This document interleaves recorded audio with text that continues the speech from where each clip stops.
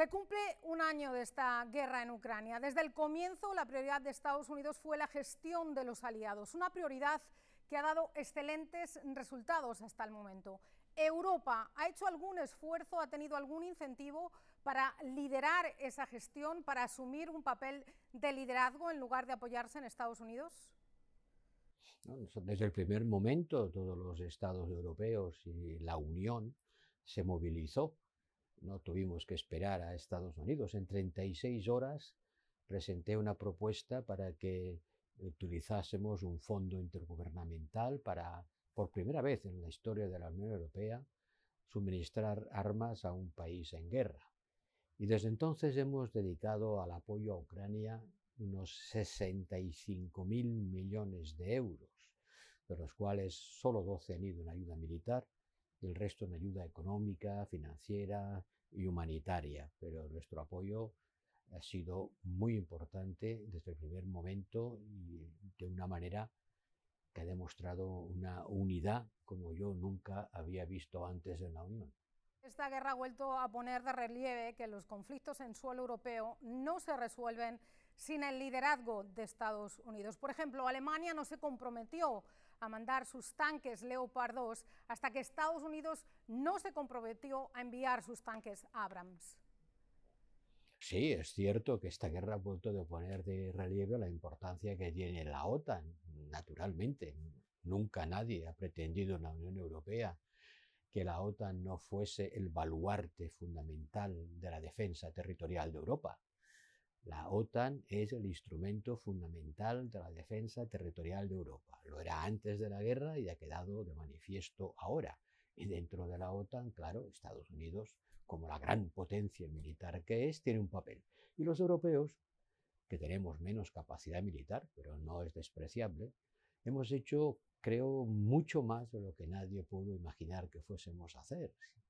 El hecho de que Europa armara a un país en guerra, que nuestras fábricas de armamento le suministraran munición, que nuestros ejércitos le trasladaran sus arsenales militares hasta el punto de quedarse prácticamente vacíos, es algo que demuestra un compromiso con la defensa de Ucrania, que, insisto, para lo que es la Unión Europea, que no es una alianza militar, que es un instrumento que siempre ha trabajado para la paz, que de repente se involucre sin ser beligerante, pero dando un apoyo masivo a un país en guerra, es una gran novedad que demuestra la autonomía de acción de Europa dentro, claro está, de sus alianzas militares.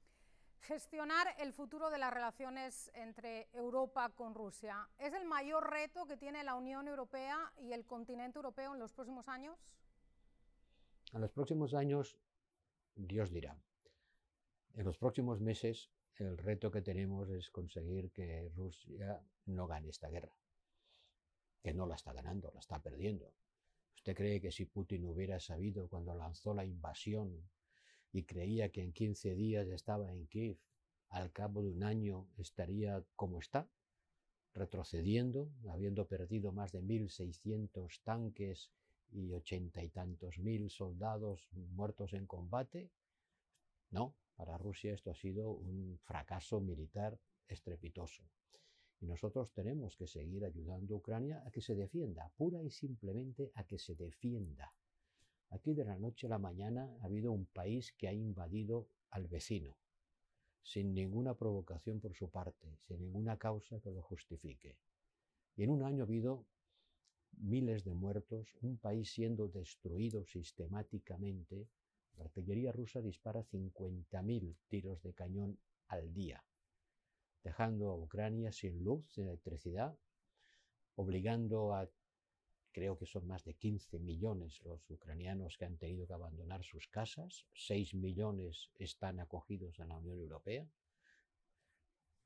Es evidente que a Putin no le han salido las cosas como pensaba. Mientras el presidente ruso, Vladimir Putin, permanezca en el poder, ¿Europa está segura? Rusia es una gran nación, no tenemos nada contra Rusia y los rusos. Es un pueblo que se ha ganado a pulso su lugar en la historia con enormes sufrimientos en la Segunda Guerra Mundial, artífice fundamental de la derrota del nazismo. Pero una cosa es el pueblo ruso, una cosa es Rusia, otra cosa es su régimen político encabezado por Putin. Rusia seguirá estando donde está. No tenemos ningún interés, como dice Putin, en destruirla ni aniquilarla. Solamente tenemos interés en defender a Ucrania. Y después, cuando la guerra haya acabado, porque acabará algún día, habrá que reconstruir un escenario de seguridad en Europa del que, desde luego, sería necesario, para que sea realmente un escenario de seguridad que funcione, que de él participe Rusia. Hay muchos a quien les preocupa las repetidas alusiones que ha hecho Putin a utilizar al posible uso de armas nucleares. Este martes, por ejemplo, su gobierno se retiraba del Tratado de Reducción de Armas Estratégicas. ¿Cree usted que Putin podría llegar a utilizar esas armas nucleares? ¿Estamos ante la posibilidad de una guerra nuclear? Ha sido una enorme irresponsabilidad, una más, por parte de Rusia, de agitar la amenaza nuclear. Y todo el mundo se lo ha afeado, incluso los países que le son más cercanos, como China, que ha dicho, y lo acaba de repetir en ese plan que ha presentado, esos 12 puntos que ha presentado, acaba de repetir que de armas nucleares ni hablar de ellas, ni mentarlas, ni utilizarlas como una amenaza. Y hace tiempo que Putin ha dejado de hablar de eso porque se ha dado cuenta de que por ese camino no le va a seguir nadie. El presidente Volodymyr Zelensky ha mencionado este viernes en rueda de prensa que este conflicto ha demostrado los puntos débiles en Ucrania, en sus instituciones, en la Unión Europea, en Europa, en el continente en su totalidad y en las instituciones internacionales. ¿A qué cree usted que se refiere Zelensky cuando habla de estos puntos débiles? Hay que revisar el reparto del poder que hay hoy para adaptarlo al que es, no al que fue. Y hay que dar más peso y importancia a los países emergentes para que tengan oportunidad de influir en la gobernabilidad del mundo. Una vez el conflicto llegue a su fin, ¿cómo y quién va a financiar lo que el presidente Zelensky ha definido como el mayor proyecto económico de Europa? Sería bueno que quien ha destruido pague por la reconstrucción, ¿no le parece? Porque Ucrania en este momento está siendo literalmente destruida. Putin no la puede conquistar. Lo ha intentado y ha fracasado. Su ejército fue rechazado en Kiev, fue rechazado en el Donbass. La guerra continúa con un peaje de muertos increíblemente alto, terrible. Es una guerra al estilo de la Primera Guerra Mundial, y también incorpora elementos de modernidad bélica como los drones, los satélites, el Starlink, pero está pagando un precio muy alto en términos de vidas humanas.